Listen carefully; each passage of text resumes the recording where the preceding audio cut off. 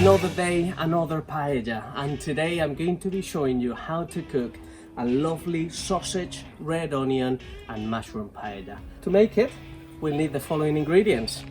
Some sausage, that's a normal pork sausage in this case. If you don't eat pork, you can use either chicken, beef, turkey, any other ingredient, even lamb, it could be quite tasty. Red onion, some button mushrooms, good Spanish rice, a bit of salt, some olive oil, saffron, very important ingredient, paprika, Spanish smoked paprika, red tomato, some garlic you can see over there, some fresh thyme, beef stock, and a bit of red wine and a bit of black pepper.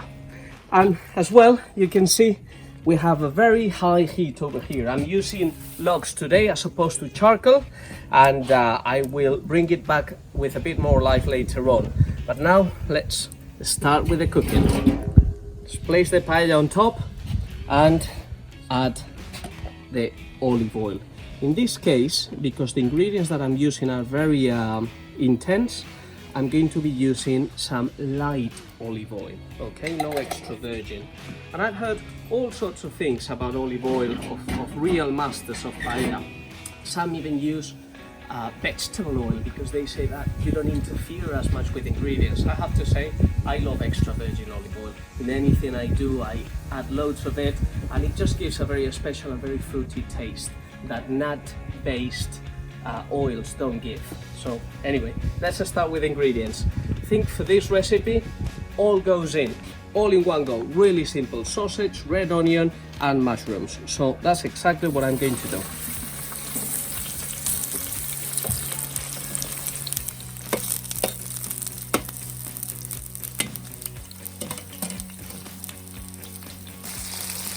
One of the beauties of cooking with such a large paella pan is that you can sort of concentrate all the ingredients in the middle if you wish, like for example now that all the heat is right in the center, so I'm putting all of it in the center. But as well, if something is burning or caramelizing too quickly, what you can do is you just spread them to the sides and leave the ingredients that you like in the bottom. So let me turn around some of this lovely onion. I want some really good color. Take a look. It's sort of browning quite nicely, and that's exactly what I'm after. So I'm gonna turn around it one by one, just so that we caramelize all the ingredients really nicely, and that will give very, very nice flavor. Loads of smoke over here, but that's what happens when you are using wood or logs which are slightly wet. And this is the case, not wet, but just a bit humid actually. I didn't dry them properly from last year. But anyway, let's go back to the next ingredient. So while my ingredients are browning quite nicely, which are getting a lovely brown color, I'm going to add the saffron into the beef stock to let it infuse and let it get some color and some flavor. My ingredients are as brown, as caramelized as I like them. Come, get a closer look to it. Nicely brown on both sides, every piece of sausage, every mushroom, and all the red onion, okay? So now what I'm going to do is move it to the side. You know? Make a bit of a space that garlic is coming. And that's what I'm going to do. Add the garlic, and you'll see it'll burn very quickly. So what I'm going to do is stir it for 10 seconds. Add a teaspoon of paprika. Another 5 seconds, and finish it with a tomato so that it doesn't burn. Take a look, all the bleak tomato. Now I'm safe. Liquid is from the pan, and now nothing will burn or will give any bitter flavor. And as soon as this tomato starts sort of splitting in a couple of minutes, because it's properly cooked, I'm going to add a dash of red wine.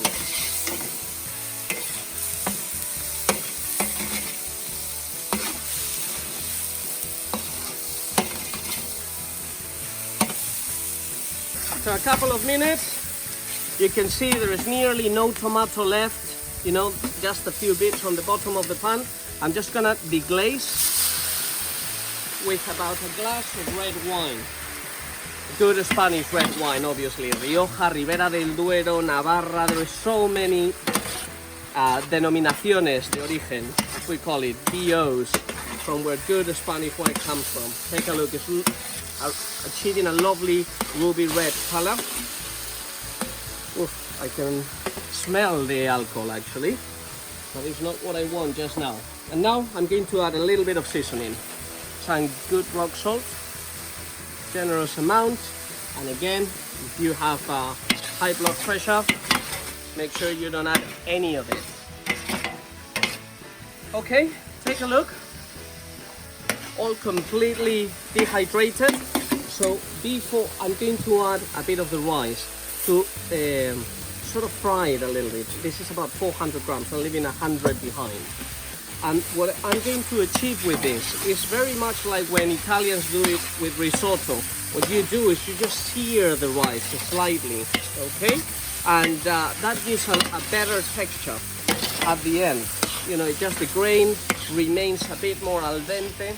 Just a little bit. In Spain, we don't like al dente rice, actually. It needs to be fully cooked. But it helps with the grain not breaking and staying intact all the way to the end. I'm just gonna fry it for a minute or so, and then I will add my stock, which has been infusing now for 5 minutes with my saffron.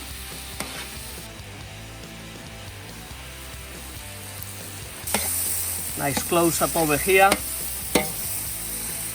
Have the best camera woman in the whole wide world helping me today, my dear wife. And now you see how the rice has sort of completely coated with all the burnt bits and the caramelization. And now it's when I'm going to add the beef stock, all of it. Take a look at that sort of orangey color that it has acquired. Make sure that every thread of saffron goes in. And now I'm gonna stir it just very slightly to make sure all the ingredients are evenly distributed. And I'm going to add these sprigs of rosemary, so that again it infuses and it gives a lovely aroma. Now, full heat for the next 10 minutes. I'm going to add a bit more wood to make it really get really hot, and then low heat for the remaining 10. And I'm just going to add something that I forgot to do, a touch of black pepper, which will go very well with this rice. And what I'm going to do is taste it in a minute, and if it needs a bit more seasoning, I will add it at this point. Take a look, guys, at this heavy boiling. It's kind of a bubble that just wants to come out and kind of explode, and that's only achieved with fire this big. So make sure when you're cooking paella at home, you always use the highest heat you can. So guys, sort of 11 minutes are gone in the cooking process. Rice is starting to show just sort of it's leveling out with the level of stock, and I want to show you what's happening underneath. Now it's sort of medium heat.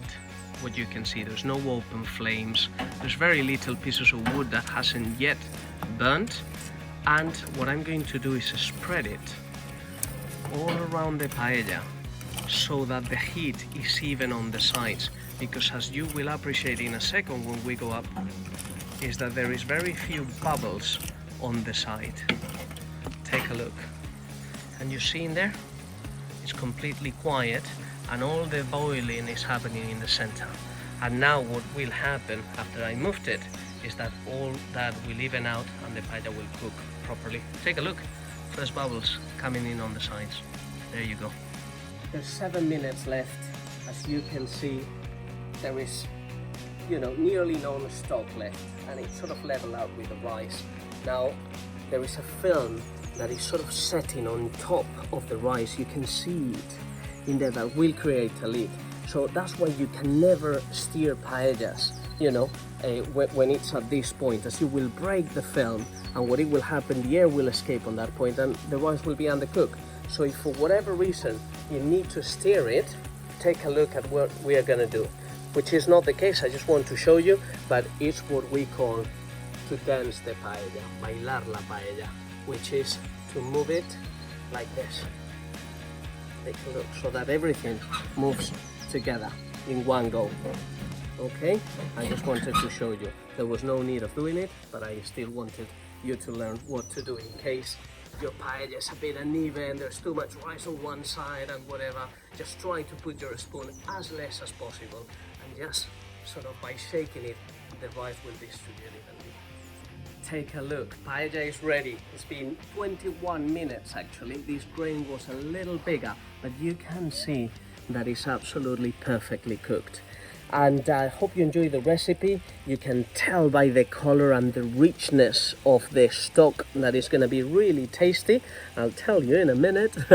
But I hope you use these ingredients, which is the reason why I use them today. Sausage, red onion and mushrooms. Probably ingredients that everybody buys once a week or so. So I hope you are brave and you cook it at home. Adios.